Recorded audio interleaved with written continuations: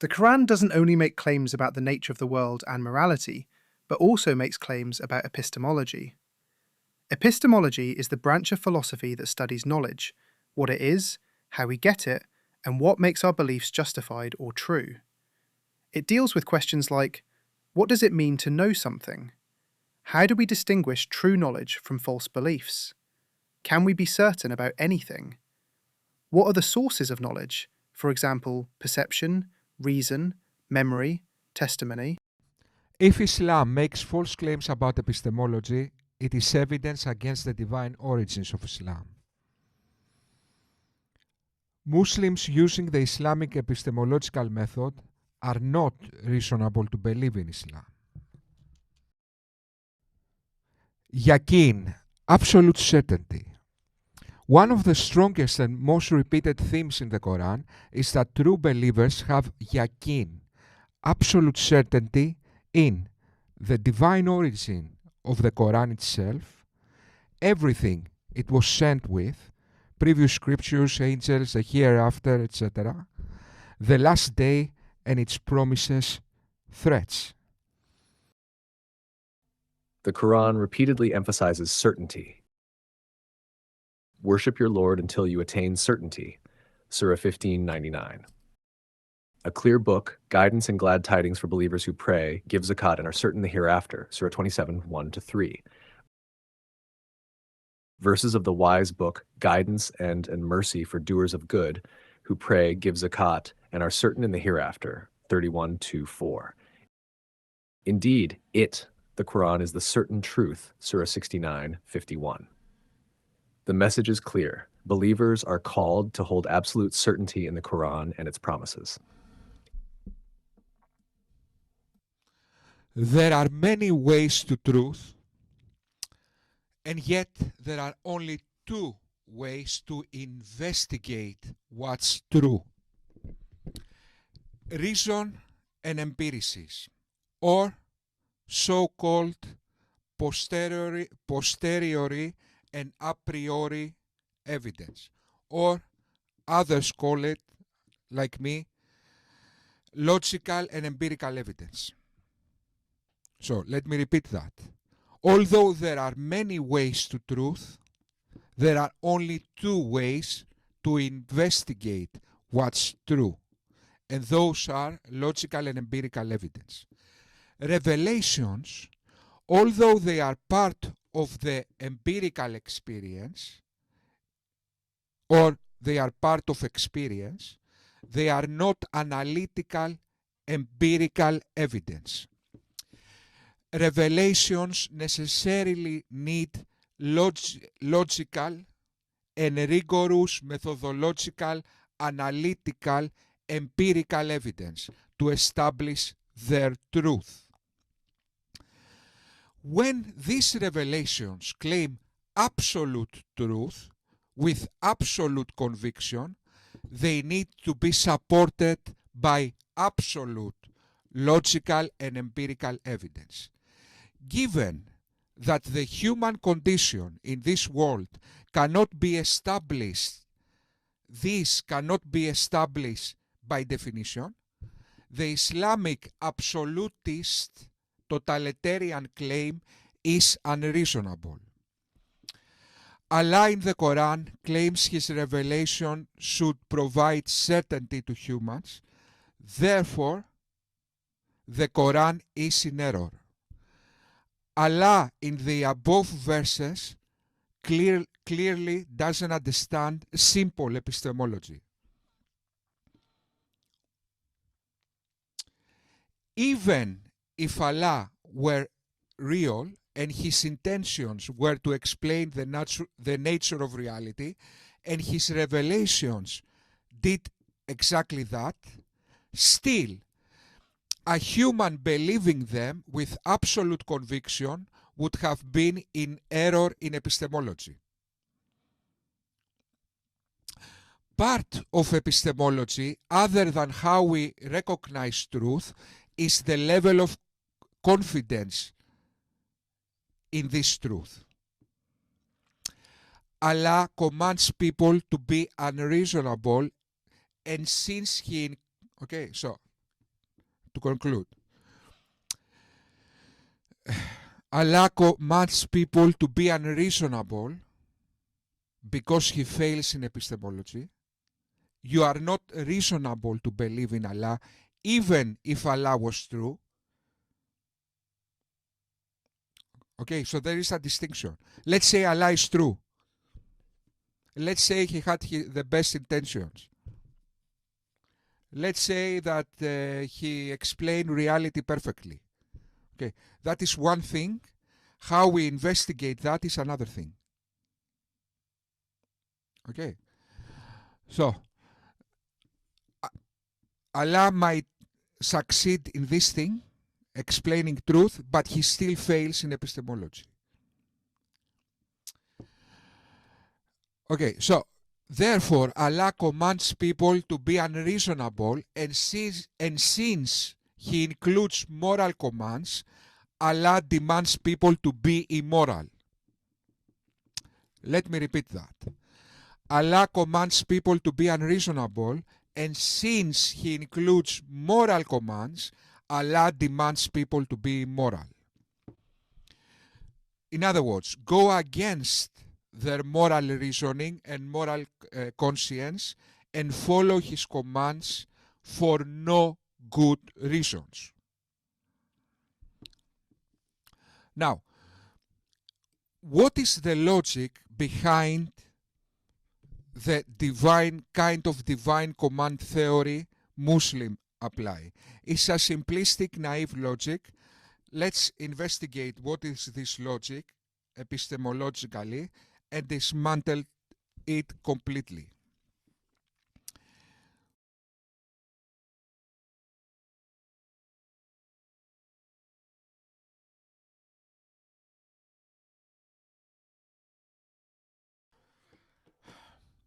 So, Muslim philosophers like Hamza Georges, Sobur Ahmed, almost everything. The major schools of thought in Islam, the Athari and the Ashari, not so much the Maturidi. Okay, so the major philosophical approach in Islam of the traditionalists that represent more than 50% of the Islamic world make this simplistic logic. They say, first, God's knowledge is perfect. Contrast, human reason is fallible. Therefore, we need to give precedent to God, because God's knowledge is perfect in contrast to human reason, which is fallible. That, in the first thought, makes sense. Okay. The second thing they contemplate, they say, the unseen, the supernatural, in other words, the afterlife, the angels, the divine attributes of God, the nature of God, the unseen, the supernatural, reason, they say, by definition cannot investigate that. Therefore, human reason is limited. And therefore, again, we should give precedent to God's revelations. Okay, so these are the two reasons why they give so much precedent to God's revelations. What's the problem with that? That, first of all, implies or presupposes that we already know what are God's revelations. This presupposes that Islam is true and Allah is real. So it's kind of a circular argument. Okay, I presuppose from starters Allah is true, and therefore what he says is true. And if you use reason to disprove that Allah is true, then you are in error, because Allah is true and his reason is absolute. You see, it's a cycle. How we know that that's a bad argument? Because this can apply to every religion. The Mormons can say, this is the Book of Mormons, comes from God. If you disagree with your reason and evidence against this book, you are in error because God is absolute and God gave this book of the Mormons. Okay, so, and I can do that with all religions. So, if an argument applies to everything, it's not a good argument by definition. So, that is the first error. There are so many errors in this type of logic. So, that is the first. Then, the second error they are doing is assuming that Allah intend in his revelations to explain nature instead of making people worship him, instead of making a test for humans. And yet the evidence in the Quran are the opposite. Allah, the only virtue of Allah is obedience. Okay, Allah makes a test for humans. So his intentions is to humans worship him. His intentions is to make a test for humans. His intentions is not to explain reality perfectly and give the perfect moral code. Moreover, when in this type of theologies, like the Athari and the Ashari creed, Akida, God is not moral to begin with. So morality is not one of the attributes of God. God is all-powerful, omniscient, omnipotent, but he's not moral. He's not good. Goodness comes from his commands. That is divine command theory. So morality doesn't apply to him. So we have no reason that he will need to give to humans, explain the perfect moral theory. Doesn't care. So his commands themselves is what defines good. So that is another problem. We cannot know the intentions of God. Maybe he intentionally, as in some places in Islamic scriptures imply, gives hardships to humans to test them. Maybe intentionally he tries to appear evil to test the faith or the iman of humans. Maybe he wants to be, look how evil I look. Therefore, if you still believe in me, you have stronger iman or stronger faith. Therefore, you are a better person. And that is consistent with Islamic theology. Okay, so there are many reasons consistent with Islamic theology that might support the idea that God doesn't care about true morality. He cares just to test humans and to make humans worship him. So that is the second problem with this hypothesis. The third problem is, give me a couple of seconds, guys, to think. My problem is that when I talk, I think the third, but when I finish, I forget. So, one moment, please.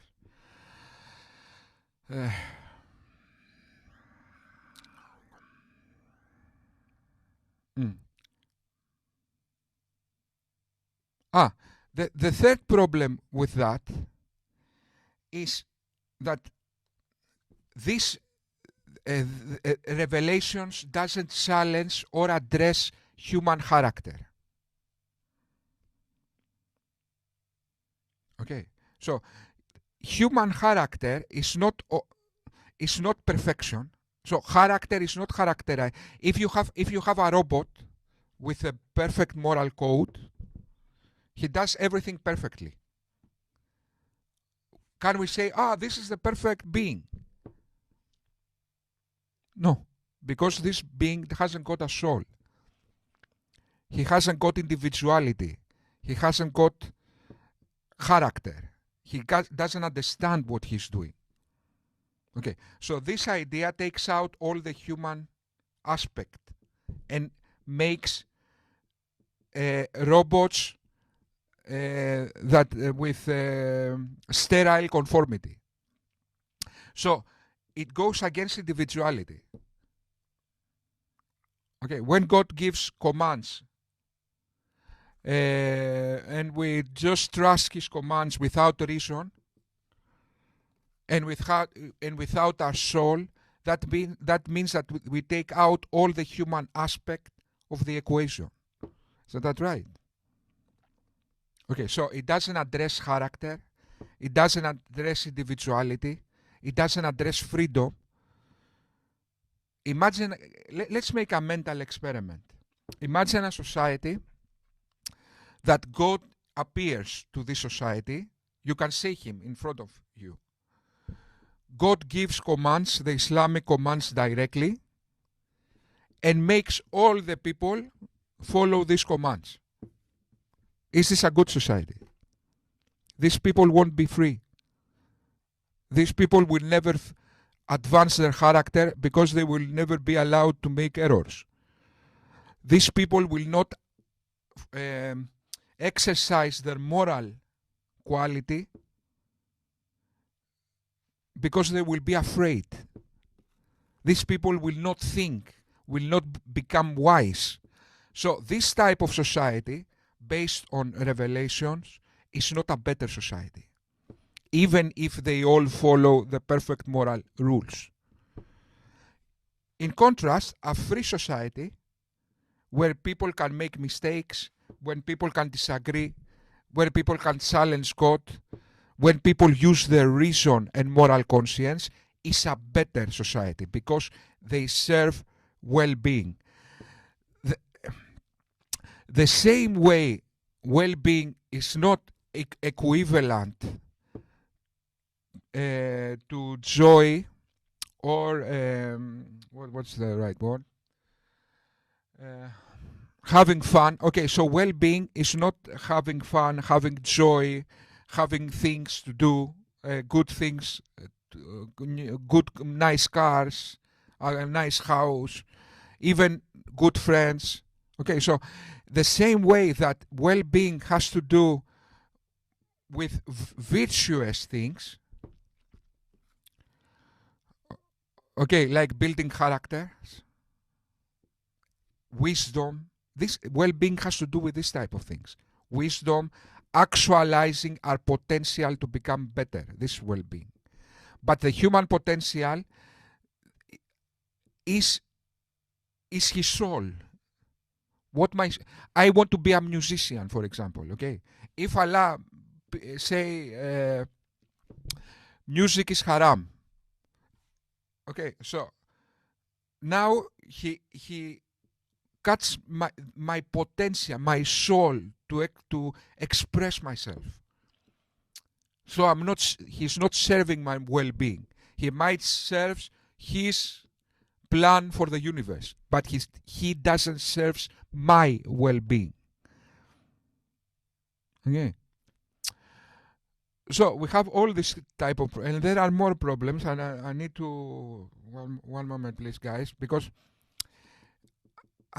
as I explain, I remember, as I talk I remember things, but then when I finish I forget what I was thinking earlier. Okay, so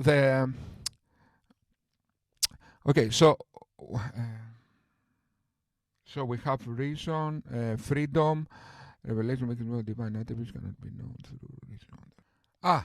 Then is the definition of truth. So this kind of system that revelations represent truth more than reason and evidence has a fundamental first principle, that truth is what is absolute and doesn't change, when in fact that's the wrong definition of truth. Truth is in fact what correlates to reality and the objective or the question. So if I make a question, look now, if I make a question, who is more evil, the devil? Is the devil more evil? Okay, because now the objective or the question is formulated in a certain way, moral truth is irrelevant. the devil is evil. But you still can make the question, is the devil evil? So, truth is in fact making the right question, answering the right question. So, is the question, okay? And then, what correlates to reality?